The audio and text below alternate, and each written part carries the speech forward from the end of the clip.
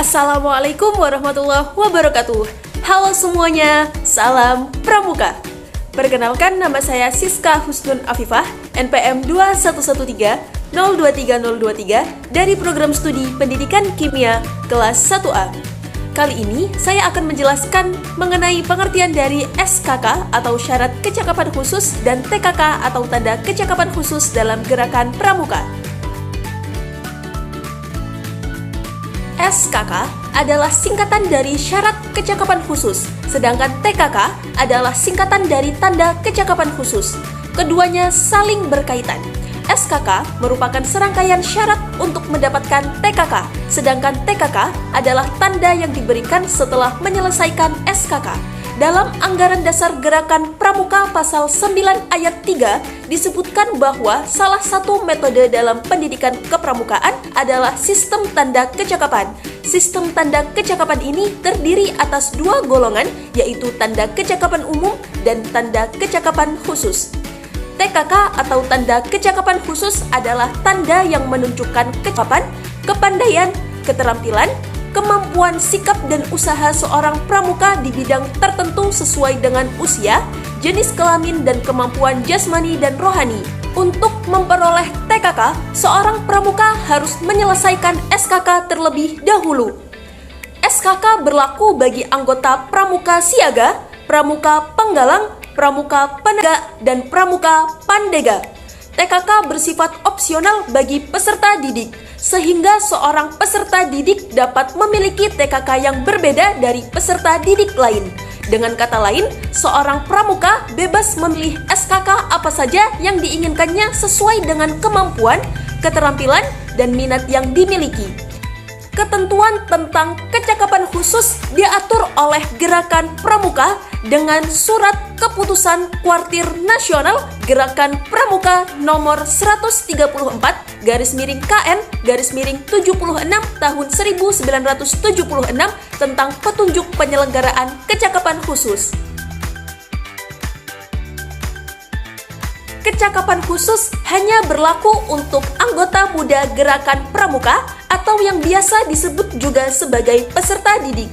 Peserta didik ini meliputi pramuka siaga, pramuka penggalang, pramuka penegak, dan pramuka pandega. Kecakapan khusus tidak berlaku bagi anggota dewasa Gerakan Pramuka seperti pembina pramuka, pembantu pembina pramuka, pelatih pembina pramuka, andalan, dan anggota majelis pembimbing. Tingkatan dan bentuk tanda kecakapan khusus untuk masing-masing golongan peserta didik pramuka adalah berbeda. Perbedaan tingkatan dan bentuknya adalah sebagai berikut. Yang pertama, ada SKK untuk pramuka siaga. SKK untuk pramuka siaga hanya terdiri atas satu tingkat.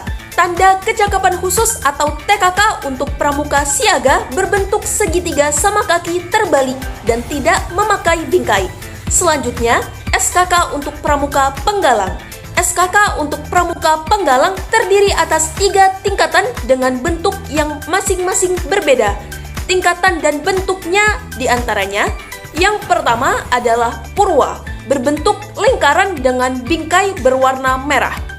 Yang kedua adalah madya, berbentuk persegi dengan bingkai berwarna merah. Yang ketiga adalah utama, berbentuk segi 5 dengan bingkai berwarna merah. Yang terakhir adalah SKK untuk pramuka penegak dan pandega.